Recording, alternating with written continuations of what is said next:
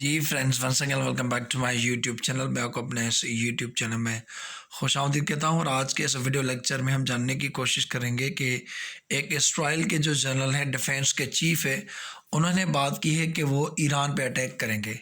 और उन्होंने कहा है कि वो अपने ऑप्शंस देख रहे हैं, अपने ऑप्शंस को रिवाइज कर रहे हैं और अपने न्यू ऑप्शंस डेवलप कर रहे हैं कि कैसे ईरान को वो इफ़ेक्टिवली अटैक कर सकते हैं।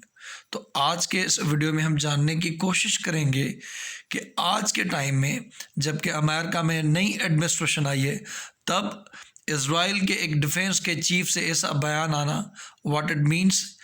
क्या ये सिर्फ सिग्नल, जो ये मैसेज वो दे रहे हैं कि ईरान को हम अटैक करेंगे, क्या ये सिर्फ ईरान के लिए है या इसमें कोई मैसेज अमेरिका को भी है, अमेरिका के सदर बाइडन को भी है कि इज़राइल क्या चाहता है। क्योंकि बाइडेन ने ये कहा था कि वो ईरान डील में वापस जाएंगे विद सर्टेन कंडीशंस, जिसके सबसे बड़े मुखालिफ इज़राइल हैं। तो आज का लेक्चर बहुत इम्पोर्टेंट होने वाला है, हम इसमें सारे एस्पेक्ट कवर करेंगे। लेक्चर को शुरू करने से पहले आपसे रिक्वेस्ट है कि अगर आप मेरे चैनल पर नए हैं और चैनल को सब्सक्राइब नहीं किया तो काइंडली 1 सेकंड निकाल के, जी हाँ, इसको बनाने में मुझे तकरीबन 2 घंटे लग गए, आपको सिर्फ 1 सेकंड लगेगा इस चैनल को सब्सक्राइब करने में। देखिए, एक बंदा जब मेहनत करता है उसको रिटर्न नहीं मिलता तो वो बंदा डिसहार्टेड हो जाता है। तो मैंने ये बहुत मेहनत से वीडियो बनाया, काइंडली प्लीज़ चैनल को सब्सक्राइब कीजिएगा और वीडियो को लाइक कीजिएगा, और आपको वो वीडियो पसंद आए तो बेल आइकन को प्रेस कीजिएगा, लेकिन प्लीज़ चैनल को सब्सक्राइब कीजिएगा। जैसा जानते हैं कि मेरा एक फॉर्मेट होता है कि मैं आपसे करंट अफेयर से रिलेटेड एक सवाल पूछता हूं। तो आज भी आपसे करंट अफेयर से रिलेटेड एक सवाल है, who is the foreign minister of Iran. जी हाँ, फॉरेन मिनिस्टर एक इम्पॉर्टेंट पोजीशन होती है, जो कि वो पर्सन जो आपके कंट्री को रिप्रेजेंट करता है, आपकी फॉरेन पॉलिसी, फॉरेन ऑब्जेक्टिव को इंटरनेशनल लेवल पे पोर्ट्रे करता है। तो आपने बताना कि फॉरेन मिनिस्टर ऑफ ईरान कौन है। आपके ऑप्शन है जवाद ज़रीफ, अब्दुर्रहमान अल थानी, फैसल बिन फरहान या नन ऑफ दीज। सही ऑप्शन आता है तो नीचे कमेंट में उसका जवाब दें। यहाँ पे पहले हम इस मैप में देख लेते हैं कि ईरान और इज़राइल कहाँ मौजूद हैं। यहाँ पे आप देख सकते हैं, ये ईरान का नक्शा है, ये वाला, ये सारा इतना बड़ा सारा जो है वो ईरान है। यहाँ पे आप देख लें, ये इज़राइल है। ये जो वाइट पे छोटा सा है, बिल्कुल आप देख रहे हैं कि ईरान का एक प्रोविंस भी बड़ा होगा इस पूरे इज़राइल से। तो ये छोटा कंट्री कितना पावरफुल कंट्री है आज के टाइम में। तो इसे कह सकते हैं कि जो आपकी एरिया से ज़्यादा आपकी मेंटल पावर या आपके मिलिट्री वेपन्स जो होते हैं वो ज़्यादा अहमियत रखते हैं। अगेन ये एक और मैप है जहाँ पे आप ईरान की साइज़ देख सकते हैं कि ईरान की कितनी बड़ी साइज़ है। यहाँ पे ये कंट्री है और यहाँ पे इज़राइल है, जिसमें से फ़लस्तीन स्टेट होना बाकी है, तो एक और है। अब हम देखते हैं कि पहले हम न्यूज़ में देखेंगे कि न्यूज़ में क्या कह रहे हैं, फिर मैं इसमें अपना फीडबैक दूंगा। Israel military revising operational plans against Iran journal. अब आप देख लें कि हर जो कंट्री होती है अपने एनिमी के ख़िलाफ़ उनके जो मिलिट्री ऑप्शंस होते हैं वो हमेशा तैयार होते हैं कि अगला कंट्री ये करेगा तो हम ये करेंगे, ये करेगा तो हम ये करेंगे, ये रिस्पॉन्स होगा तो ये करेंगे। जैसे पाकिस्तान और इंडिया के माबैन आप देख सकते हैं कि दोनों की कंट्रीज़ के पास अपने अपने ऑप्शंस होंगे कि अगला कंट्री ये करेगा तो हम ये करेंगे। तो वैसे ही जो उन्होंने कहा है कि हम अपने ऑप्शंस रिवाइज करेंगे। देखिए, ये सिग्नलिंग होती है।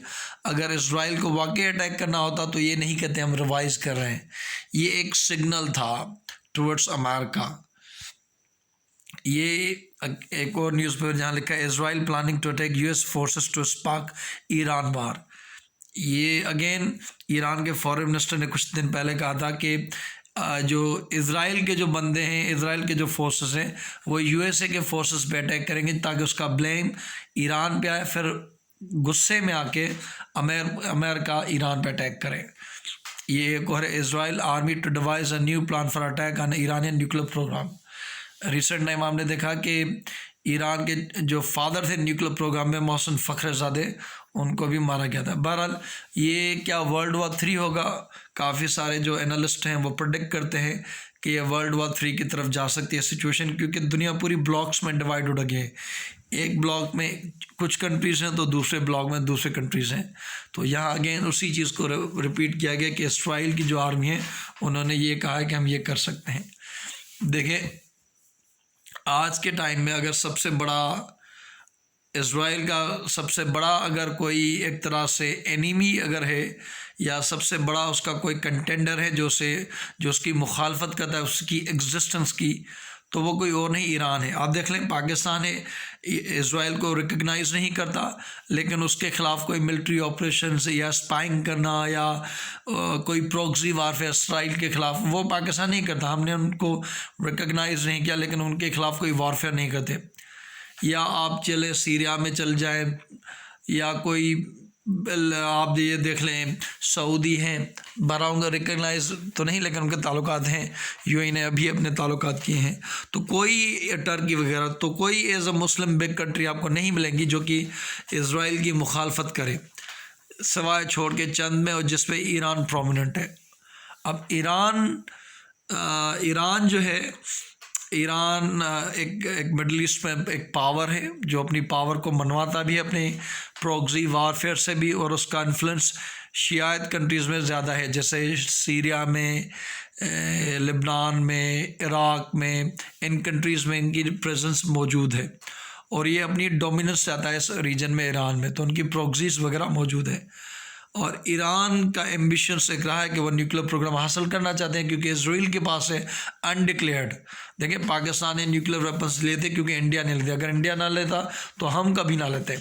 अमेरिका ने लिए तो उसका अक्सर ये बड़ा कि रशिया को लेने पड़े उनको क्योंकि उनके दुश्मन थे, ठीक है। रशिया ने लिया तो एक तरह से बैलेंस करने ले फ्रांस और यूके ने ले लिए, उन्होंने ले लिए तो चाइना ने ले लिए क्योंकि वो P5 के मेंबर थे, चाइना ने ले लिए तो उसके बाद हमारे इंडिया ने ले क्योंकि चाइना इंडिया का दुश्मन था।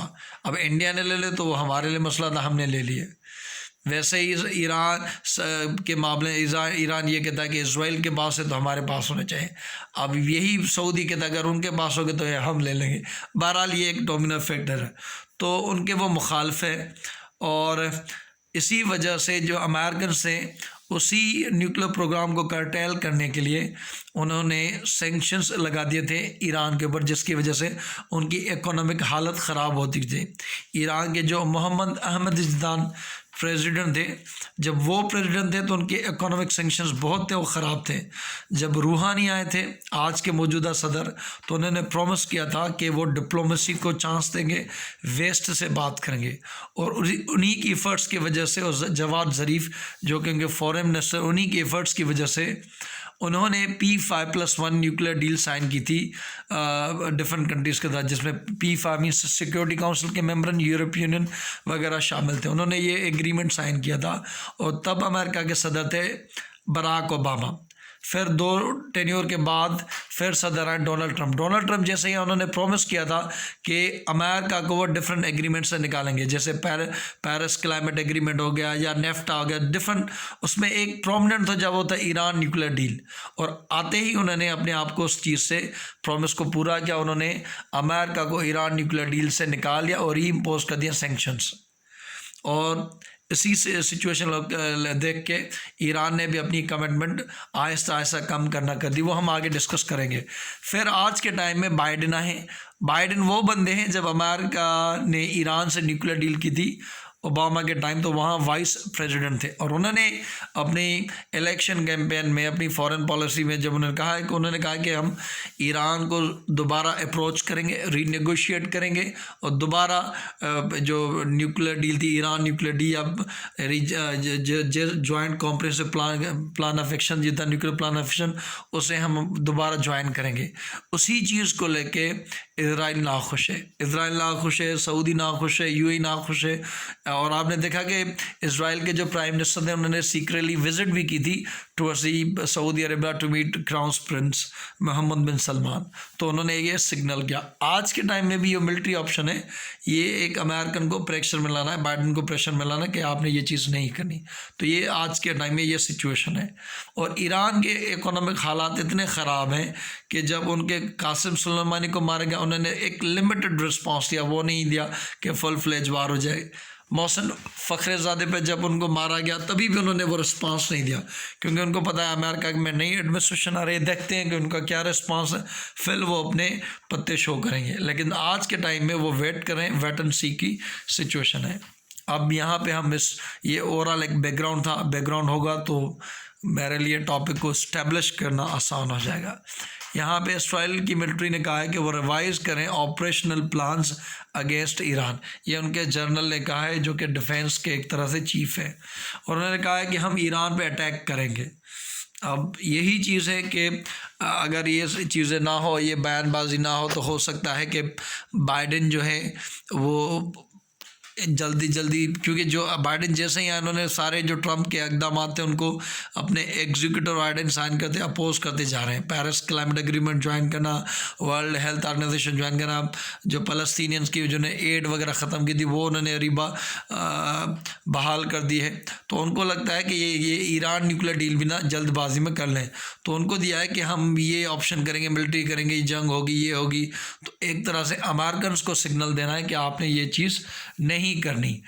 और ये उन्होंने कहा है कि अगर यूएसए रिटर्न करता है, आप देखें ना कि उन्होंने कंडीशन कि आपने यूएसए 2015 की जो न्यूक्लियर डील, अगर वो जाएगा तो ये ख़राब होगा और हम अटैक करेंगे। देखें ये कौन जाएगा, अमेरिका जाएगा। तो ये सिग्नल ईरान से ज़्यादा मुझे लगता है कि वो यूएस की तरफ है। ये कहा है इजराइल के जो लेफ्टिनेंट जनरल हैं एवव कोचावी, प्रोनाउंसिएशन देख लीजिएगा उनकी होगी अपनी।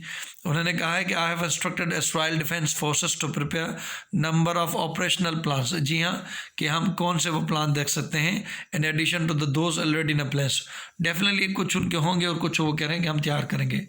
ये कमेंट तो थे, ये अपेरेंट सिग्नल था तो द यूएस जो बाइडेन कि उनकी और उनकी प्रेजेंटेशन के लिए, क्योंकि डोनाल्ड ट्रंप ने तो वही किया जो इजराइल को पसंद आया, और उनकी कैंपेन में भी नेतन्याहू ने, मोदी वगैरह उनको बहुत सपोर्ट किया था।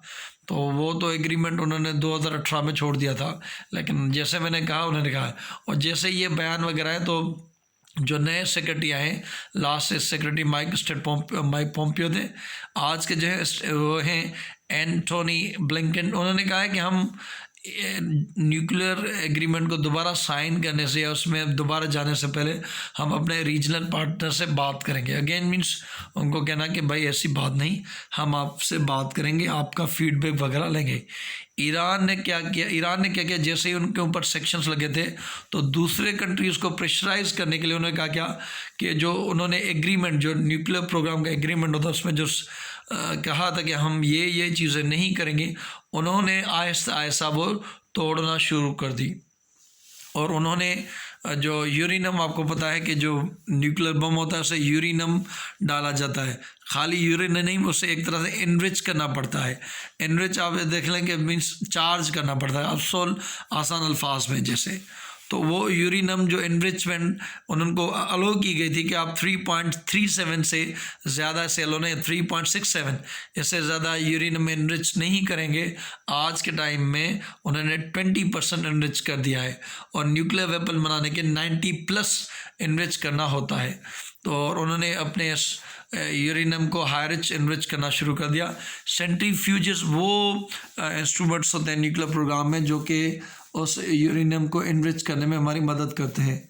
और उन्होंने देखिए, जैसे मैंने कहा कि अगर यूनाइटेड स्टेट्स ये न्यूक्लियर डील साइन कर लेगा है बाइडेन एडमिनिस्ट्रेशन, तो Israel would go for war. उन्होंने कहा है कि हम वार करेंगे। देखिए ईरान ने आज के टाइम में, जैसे मैंने कहा कि उन कासिम सुलेमानी की डेथ के बाद, मोहसिन फ़खरुज़ादे के किलिंग के बाद उन्होंने इतना बड़ा कोई रिस्पांस नहीं दिया, क्योंकि वो चाहते थे कि बातचीत हो और एक तरह से, क्योंकि ये जो ईरान के जो न्यूक्लियर डील हुई थी ये ज़िंदगी भर के लिए नहीं थी, ये 10 साल 15 साल के उससे एग्रीमेंट थे कि 10 साल तक ये कुछ नहीं करेंगे, 15 साल तक आप अपने ये कुछ नहीं करेंगे। तो इजराइल और सऊदी का ये एक होता है आर्गूमेंट, या वो कहते हैं कि भाई 10 साल तक वो ईरान हमसे इकोनॉमिक फ़ायदा लेते जाएगा, फिर वो अपना बम बना लेगा सीक्रेटली, और ये जो आपसे टेक्नोलॉजी इनरिच करेगा तो उसके बाद तो एक पैसिव टेक्नोलॉजी की, पहले वो इकोनॉमिक तौर पे रिच हो जाएगा, फिर वो बना लेगा। अब हम इसकी आउटकम पे देखें तो डेफिनेटली ये बाइडेन एडमिनिस्ट्रेशन के लिए एक चैलेंजिंग टास्क होगा कि किस तरह से वो अपने जो स्ट्रॉन्गेस्ट एलाइज हैं उनके कंसर्न को देखें। और डेफिनेटली अब बाइडेन के जहाँ पे हम देखते हैं कि एक तरफ इजराइल है, सऊदी है, यूएई, वो तो नहीं चाहते कि वो उसमें जाएं, लेकिन जैसे बाइडेन है उसके अंदर वेस्ट के काफ़ी एलाइज है। और आज के टाइम में वेस्ट जैसे फ्रांस या यूके या जर्मनी या इज़राइल या चाइना, तो वो तो आज भी इस डील के अंदर मौजूद हैं। तो डेफिनेटली इज़राइल के कुछ कंसर्न्स होंगे और वो को प्रेशराइज करेंगे बाइडेन को। लेकिन जिस तरह से उन्होंने एग्जीक्यूटिव ऑर्डर साइन किए हैं और आज के टाइम में उनके जो यूएन के अंदर उनके एक्टिव डिफेंस, यूएन के अंदर जो एक्टिव उनके रिप्रेजेंटेटिव हैं, उन्होंने कहा है कि हम 2 स्टेट सोल्यूशन चाहते हैं, लेकिन वो भी एक कॉम्प्लिकेटेड होगा। बहरहाल हम ये देखेंगे कि वो किस तरह से इस पॉलिसी को देखते हैं, क्योंकि एक नया माइंडसेट है, नई एडमिनिस्ट्रेशन है। आने वाले टाइम में देखेंगे कि वो क्या होगा। फ़िलहाल ये एक अच्छी बात है, ईरान भी उसका वेट कर रहा है, हम भी वेट कर रहे हैं। और जैसे बाइडेन ने कहा था कि वो रीनेगोशिएट करेंगे, तो कुछ ना कुछ सर्टेन कंडीशंस के साथ कोशिश की जाएगी कि एक दरमियाना रास्ता निकल जाए ताकि सबको लिए एक्सेप्टेबल हो जाए। अगर नहीं तो ईरान के ऊपर सैंक्शंस होंगे, क्योंकि अगर ईरान अपने न्यूक्लियर प्रोग्राम से नहीं हटेगा तो बाइडेन एडमिनिस्ट्रेशन वो सैंक्शंस रखेंगे, और ये ईरान के लोगों के लिए अच्छा नहीं, क्योंकि वहाँ बिल्कुल हालत ख़राब हो गई है। आपको $1 के लिए आप देखें कि आपको इवन 2-3 लाख ईरानियन रियाल मिल जाते हैं $1 के। मीन्स कितनी वहाँ की ईरानियन जो रियाल है वो डिप्रिसिएट हो चुका है। तो वहाँ इकोनॉमिक हालत ख़राब है। इसी वजह से ईरान चाहता है कि वो वापस दुनिया के ट्रेड में जाए। उसका ईरान का जो ऑयल है वो दुनिया की कंट्रीज़ में सेल हो और उनके बच्चे उनको पैसे मिले, उनके हालात सुधर जाए, फिर वो देख लेंगे कि न्यूक्लियर बनाना है या नहीं बनाना। फ़िलहाल उनका जो चैलेंज है वो इकोनॉमी है। तो देखने का बहुत शुक्रिया। अब मैं आपको ये सवाल बताता हूँ, who is the current foreign minister of Iran. तो आपका सही ऑप्शन है जवाद ज़रीफ़। जी हाँ, जवाद ज़रीफ़ उनके फॉरेन मिनिस्टर है। Thank you so much. ये अब्दुर्रहमान अल थानी जो हैं, ये थानी जो हैं वो कतर के हैं। फैसल बिन फरहान जो हैं ये सऊदी अरेबिया के हैं। और तो आपका सही ऑप्शन है। Thank you so much. Again आपसे रिक्वेस्ट है कि अगर आप मेरे चैनल पर नए हैं, चैनल को सब्सक्राइब नहीं किया, तो बड़ी मेहनत से मैंने ये वीडियो बनाया था, आपको पसंद आया होगा तो प्लीज़ इसे लाइक कीजिएगा और चैनल को सब्सक्राइब कीजिएगा। Thank you so much. अल्लाह हाफिज़।